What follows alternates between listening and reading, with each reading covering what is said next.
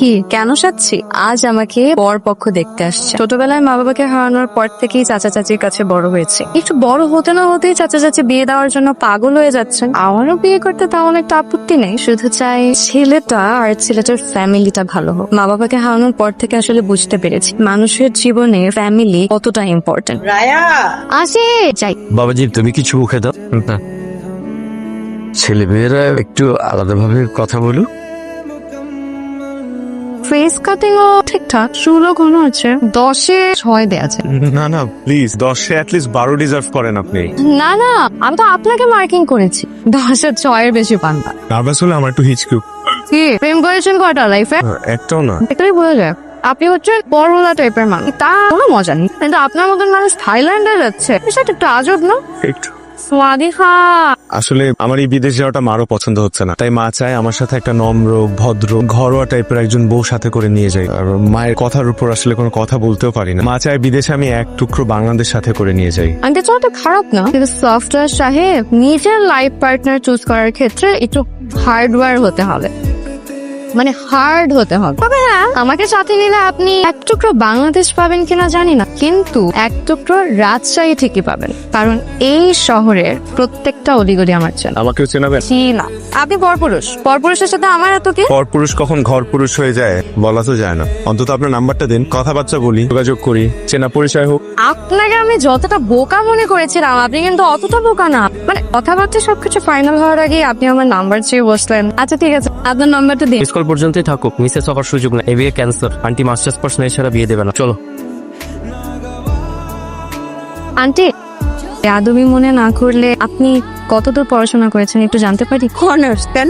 আপনি নিজেই তো মাস্টার্স পাস করেননি, অথচ ছেলের জন্য বউ খুঁজছেন মাস্টার্স পাস করার, বিষয়টা একটু কেমন হয়ে গেল না? বিষয়টা একদমই নর্মাল। আমার বড় মেয়ে এবং বড় মেয়ের জামাই দুইজনই মাস্টার্স পাস। তাছাড়া ছোট মেয়ে মাস্টার্স করেনি বলে তাকে এখনো বিয়েই দেয়নি। আমার পরিবারে মাস্টার্স পাস ছাড়া কেউ এলাও না। ঘরের মধ্যে মাস্টার্স পাস থাকা বেশি জরুরি নাকি ভালো মনের একজন মানুষ থাকা বেশি জরুরি? এত কিছু তোমাকে কৈফিয়ত দিতে হবে কেন? বেয়াদব মেয়ে, যাও ঘরে যাও। বেয়াদব দাঁড়িয়ে আছিস কেন? গাড়িতে ওঠ। আসসালামু আলাইকুম। হ্যালো হ্যালো মিস্টার ইঞ্জিনিয়ার, ঘড়ির সাথে না থাকলে সময় দেখবেন কি করে? ঘড়িটা যে হাত থেকে পড়ে গেল সেটাও তো খেয়াল করেননি, ঠিক মতন তো নিজে ঘড়িটাও সামলাতে পারেন। এখন কি হবে? আমি আসলে কোনো কিছুই ঠিকঠাক মতো সামলাতে পারি না, এই কারণে আমার মা আমার জন্য বউ দেখছে, যাতে ঘর থেকে শুরু করে পুরো জীবনটাই সামলে নিতে পারি। ঘড়িটা না আমার খুব প্রয়োজন। আমরা কি কাল একটাবার দেখা করে ঘড়িটা ফেরত নিতে পারি? কালকে কেন, এখনই আসি। এখন মানে এখন তো অনেক রাত। হ্যাঁ, আপনি কোন হোটেলে উঠেছেন?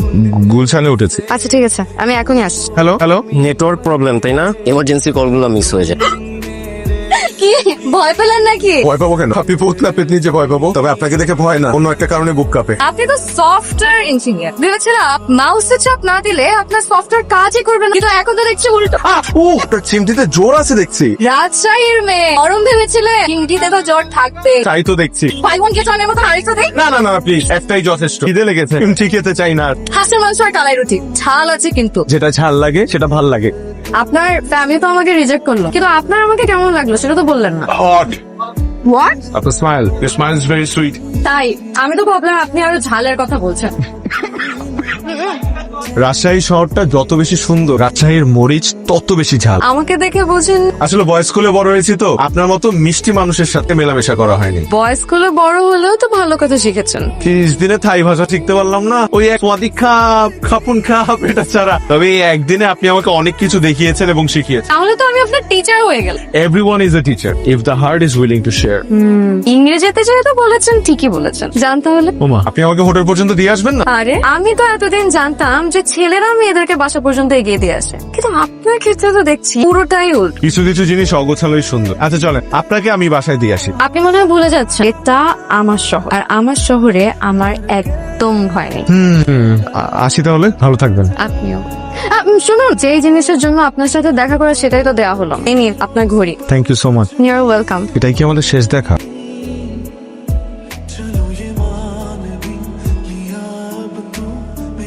মেয়ে দেখা ব্যাপারটা এত বোরিং আগে বুঝিনি। এর আগেও মেয়ে দেখেছেন?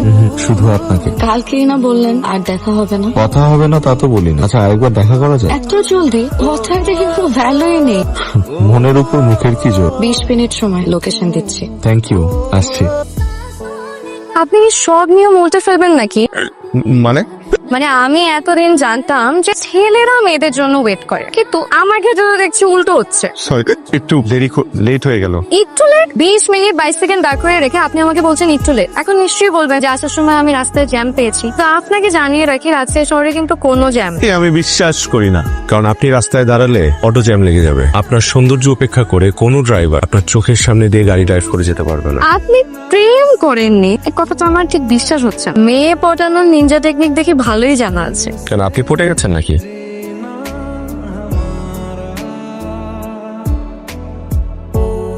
ঘটনা ছাড়া কি আমি তোর সাথে কোনো কিছু নিয়ে আলাপ করতে পারি না? পারিস, কিন্তু হোটেলে না বলে এখানে কেন? হোটেলে বলতে পারবো না দেখি তো রেস্টুরেন্টে নিয়ে আসছি। কি কথা বলতো? শোন, আমি তোকে যে কথাটা এখন বলবো সেই কথাটা ভুলেও তুই মার সাথে শেয়ার করবি না, প্রমিস কর। ওয়েট, তুই কি কোনো ক্রাইম করছিস? তুই ডাকাতি করার যোগ্যতা তো তোর নাই। ভালোয় বিয়ে টিয়ে করছিস নাকি? আইলে কিন্তু শেষ। আমি বিয়ে করি নাই, কিন্তু করতে চাই। মানে একটা মেয়েকে আমার পছন্দ হয়েছে। সত্যি? কোন মেয়েকে?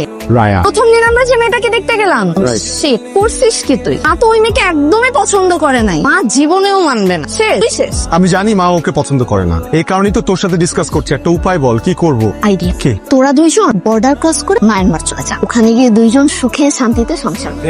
তোর সাথে আমার ডিসকাস করাটাই ভুল হয়েছে। আপনার সাথে কোনোদিন কবরস্থান আসতে হবে এটা ভাবিনি। কোনো বিখ্যাত মানুষের কবর নাকি? আমার জন্য বিখ্যাত আমার মা বাবা।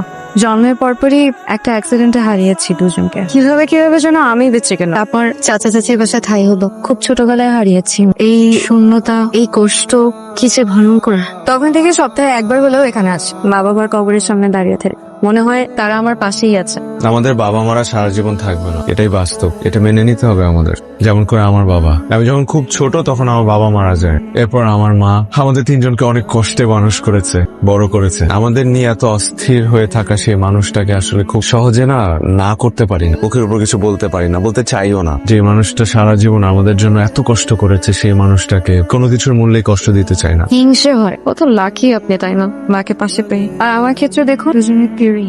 আমাদের বাবা মারা আমাদের জীবন থেকে চলে গেলেও কে যায় আকাশের তারা হয়ে, কোনো না কোনো একটা জায়গা থেকে তারা ঠিকই আমাদেরকে দেখে। চলেন, আপনাকে রাজশাহী দেখানোর কাছে ফাঁকি দিয়ে ফেলছি মনে হচ্ছে। একটু হাঁটতে হবে, এই সামনেই খুব সুন্দর একটা জায়গা আছে। চলেন। আপনার সাথে হাঁটতে কষ্ট হয় না, বরং ভালোই লাগে। বাই দ্য ওয়ে, বাবা মার মতো তো পাশে থাকতে পারবো না, কিন্তু সুযোগ দিলে বন্ধু হয়ে পাশে থাকতে চাই এক জীবন।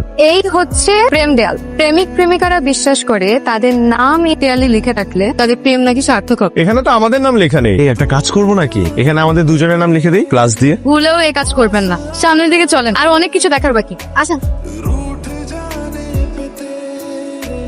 কি হলো, আসেন। যে আসছি। তোদের দুইজনকে যে খুব মানাবে এটা কিন্তু আমি প্রথম দিনই বুঝতে পেরেছিলাম। ভাইয়া সিরিয়াসলি বলতেছি, তুই না আমার বিয়েটা করেই। মা হয়তো প্রথম দিকে একটু রাগ করবে, বাট পরে আস্তে আস্তে সব ঠিক হয়ে যাবে। তাই তুই মাকে চিনিস না? মা শুধু রাগ করবে, মা এটা জানলে আমাদেরকেই ছেড়ে চলে যাবে। আমি মাকে কষ্ট দিতে চাই না, আবার আমি রায়কে ছাড়াও থাকতে পারবো না। রায়কে ছাড়া থাকতে হবে না, রায়কে নিয়েই থাকবি। দরকার হলে আমি নিজে রায় আপুকে বোঝাবো। দেখ ভাইয়া, কিছু সিদ্ধান্ত কিন্তু তোকে নিজেকেই নিতে হবে। হয়েছে, এখন আর এত দুঃখী মুখ করে থাকা লাগবে না। আমি সাদে দুঃখে মুখ নিয়ে বসে আছি।